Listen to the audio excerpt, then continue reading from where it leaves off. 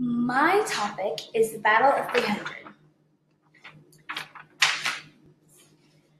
I'm going to start with the Greeks. The Greek king was named Leonidas. He became king when his half-brother, Cleomenes, died under violent circumstances. Leonidas trained to be a hoplite. Hoplites were armed with a round shield, spear, and iron short sword. Leonidas became a master hoplite. He assembled an army to battle the Persians at Thermopylae. Leonidas died August 11, 480 BC. Leonidas was killed in action. Now on to the Persians. The Persian king was named Xerxes. Xerxes was born in 519 BC. He was born to King Darius and Queen Atossa. Xerxes was declared king after his father's death in 487 BC. After a couple of years of training, Xerxes was commander of the Persian army. He led them to victory many times, including in the Battle of 300 and the Battle of Salamis. Xerxes was a king who longed for power and to be king of everything. But all good things, and in this case bad things, must come to an end. Xerxes was killed in August 465 BC by his vizier Artabanus. The start of a battle. Xerxes was going all around Greece trying to take over, and was succeeding without a fight, until he got to the Greek city-state of Thermopylae. Leonidas had heard of Xerxes going around taking over all of Greece, and would not let that happen to Thermopylae. As soon as Xerxes got there, Leonidas was there with an army of Greeks and Spartans ready to attack. The army was guarding the entrance into Thermopylae. The Greeks and Spartans were not going down without a fight. The fighting between the Persians and Greeks was like cats fighting dogs. Only one could be superior. Many soldiers and Spartans were killed in this battle. Since the Persians were a bigger and greater army, it seemed that they would win instantly, but the Greeks were determined to fight for their home. The Greeks had a chance of winning that battle until a Greek citizen desiring reward named Ephaltes informed Xerxes of a path around Thermopylae, which made the Greeks' defense line useless in having the upper hand against the Persians. When Xerxes was informed of this path, he and his army attacked the Greeks from behind. That threw the Greeks off track. The Persians slaughtered the Greeks and took over Thermopylae. Even though the Greeks lost that battle, they didn't lose their dignity or pride. The battle's impact. The Battle of Thermopylae impacted Greek society in multiple ways. When the Greeks lost the battle, they lost custody over Thermopylae, and many civilians had to suffer. They lost their homes, even though they weren't in the battle. They also lost their leader. Leonidas' death was a heroic one. He died trying to save his home. Leonidas' bravery and heroism will be remembered always. And now on to some interesting facts about the battle.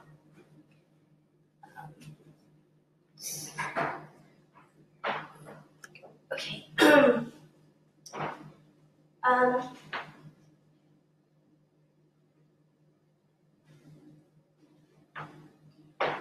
Of the 300 Spartans that accompanied Leonidas to Thermopylae, the Spartan king made sure that he only brought men with living sons who could continue their family lines.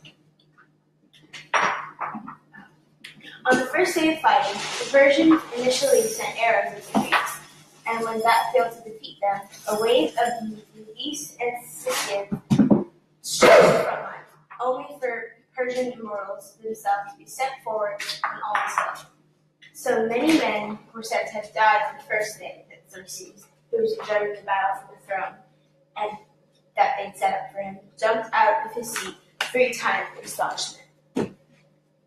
On the second day, Xerxes renewed his assault, believing that the Greeks must have become too exhausted to keep up their defense. He was proved wrong by the time the sun set, much to his fury and confusion. It's debatable what would have happened after that, if a certain Greek had decided to visit Xerxes that night to tell him about a secret pathway around the pass. During the Battle of Thermopylae, the Spartans had developed a primitive dog tag method to determine which of their number had been killed after a day of fighting. Each Spartan warrior would have a twig, give it a unique mark on both ends, and take half the twig with them into the fight. If they survived by the end of the day, they would return to camp and reclaim the other half of their choice. The term Battle of Thermopylae is generally accepted to refer to the fight which involved King Leonidas and other Greek allies facing off against Xerxes and the Persians. However, it was only of at least 8 different battles or skirmishes fought in that general area. Figures as prominent in history as Philip II of Macedon and Antiochus III the Great fought there, while the latest battles took place during the World War II. Despite the noble sacrifice of those Greek soldiers who had made a final stand to help their comrades get a head start on the retreat, it didn't do much to save the city of Athens. Xerxes triumphantly marched his army across the Greek countryside and captured the city of Athens.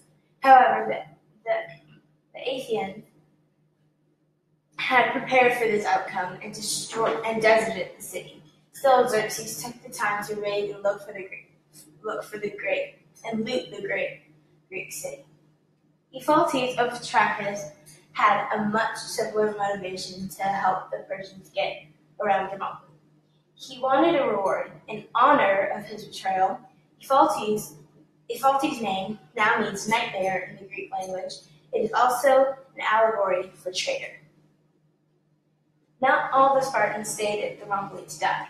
2 of the warriors, Aristidus and Eurytus, were stuck with the disease of the eye. Leonidas considered both of the men unfit to fight, so he sent them home. According to Herodotus, this would have been acceptable to the Spartan populace if they both gone home. However, Eurytus turned back and rejoined the Spartans, even though he was pretty much blind and deaf in the past. Aristidus, meanwhile, went home to Sparta, where he was given the moniker the Coward. He eventually fought at the Battle of Platica, fighting with the wild ruthlessness. He was determined to redeem himself, though it cost him his life to do it. And now, some pictures of the fighting. These are the Persians up against the Spartans. As you can see, there's more Persians than Spartans. And over here, there's a mix of Persians and Spartans, killing each other. And here is the Persians assembling for battle, and it's Persians up against the Spartans here, and it's a statue of one of the Persians. And then here's a picture from the movie 300. It's just, I think it's Xerxes, just screaming with the knife in his hand. And here is some of the Persians, I think they're surrendering or getting ready to attack. And so, yeah.